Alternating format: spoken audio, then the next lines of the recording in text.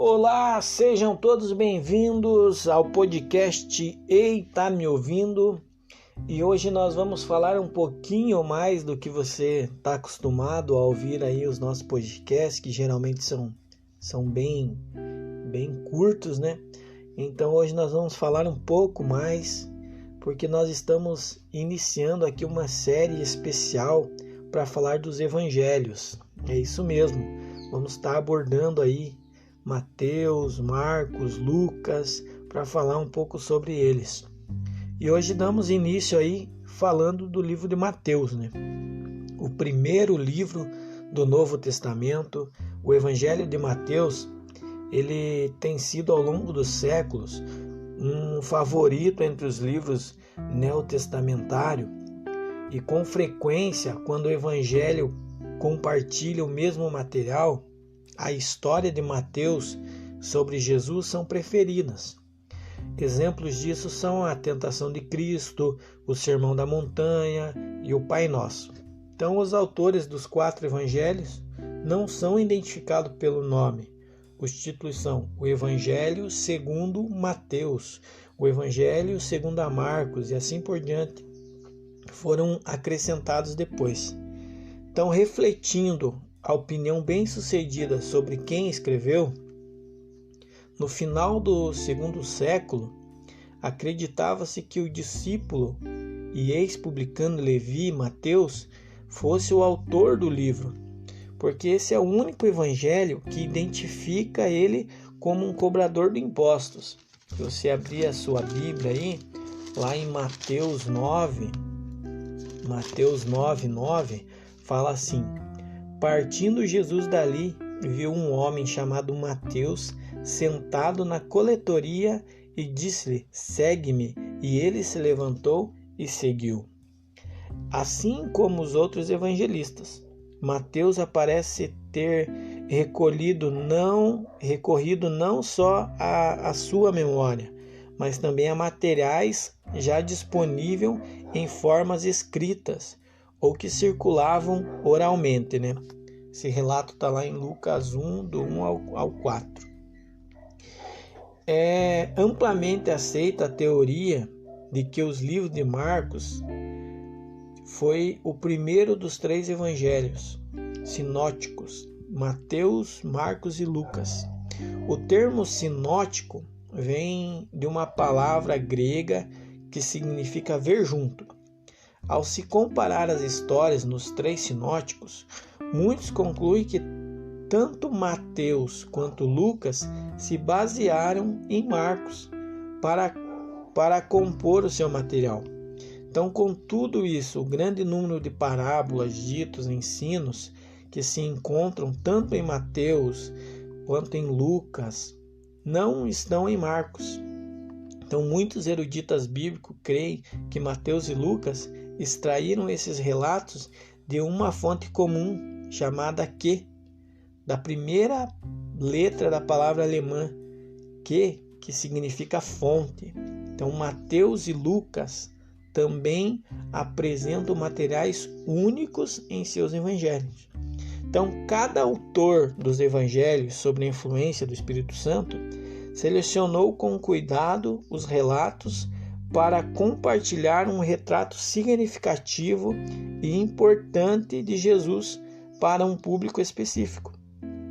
E esse público, os autores dos evangelhos, eles foram inspirados e tiveram a intenção de apresentar uma mensagem única que atenderia à necessidade específica dos cristãos. Aceitar-se de modo geral que Marcos e Lucas escreveram para públicos gentios. Embora Mateus tenha escrito em grego, parece que ele tinha em mente um público judeu. Uma série de características sugere isso ao você ler o texto. Mais de qualquer outro evangelho, Mateus se preocupa com o cumprimento do Antigo Testamento. Ele várias vezes faz alusões às escrituras hebraicas, além de empregar citações. Grande parte de que Jesus é do que ele faz a apresentado como um cumprimento do Antigo Testamento. E a propensão de Mateus em estabelecer paralelos entre Jesus e Moisés, entre Jesus e Davi, chamaria a atenção do leitor judeu. Então Mateus usa termos como reinos dos céus em vez de reino de Deus. Essa expressão usada por Lucas. Então, a fim de aderir o referente costume judaico de não usar o nome de Deus. Então, tal fato apoia a ideia de que o público-alvo de Mateus era composto de judeus. Mateus, ao contrário de Marcos, não explicava os costumes judaicos. Provavelmente por esperar que o seu público leitor já estivesse familiarizado com essas práticas.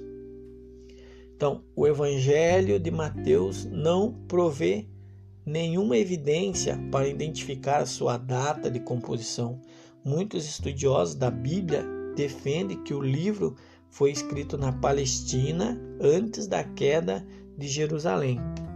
E a mensagem especial, a mensagem do livro de Mateus, Mateus quer que os seus leitores reconheçam que Jesus é o Messias, conforme prometido no Antigo Testamento. Então, para fazer isso, ele compara Jesus a diversos personagens importantes do Antigo Testamento. Primeiro, liga a genealogia de Jesus a Abraão, diferente de Lucas, que vai até Adão, por causa do foco mais universal do seu evangelho. A ênfase em Abraão é vital para a mensagem de Mateus, uma vez que se trata do patriarca da nação judaica. Então, além de ser um judeu abrânico, Jesus era também o rei messiânico, prometido da linhagem de Davi. Na genealogia, Mateus divide as gerações em 3 grupos de 14. Uma forma criativa de apresentar a linhagem. Em vez do total de número de nomes de Davi em hebraico, é 14. Ao longo de todo o Evangelho, Mateus deseja que o público pense em termos de reinados e reinos. Ele faz se concentrar em histórias sobre liderança masculina, reis e impérios. A gente vê as histórias sobre José, o rei Herodes, os magos do Oriente, o Egito. Então, essas características contrastam com o Evangelho de Lucas, que não tem nenhuma das histórias de Mateus. Mas, em vez disso, se concentra nos humildes e marginalizados, incluindo mulheres, pobres, idosos, Maria, os pastores, a manjedoura, os idosos do templo. Então, o tema do reino está em todo o Evangelho. Desde João Batista proclamando que está próximo o reino dos céus, até a última parábola que Jesus retrata o rei vindo em glória, separando as ovelhas dos cabritos. Nesse intervalo existem diferentes parábolas. Algumas delas encontra somente em Mateus, que começam com o reino dos céus é semelhante a outras expressões parecidas. Então, os leitores de Mateus também percebem com clareza que eles estabeleceram paralelos frequentes entre Moisés e Jesus. Na leitura cuidadosa do Evangelho, revela que existem 5 seções principais entre os eventos introdutórios e conclusivos da vida e do ministério de Jesus. Então, cada sessão inicia com uma narrativa e conclui com um grande sermão. É uma série de declarações a quais se encerram com uma frase,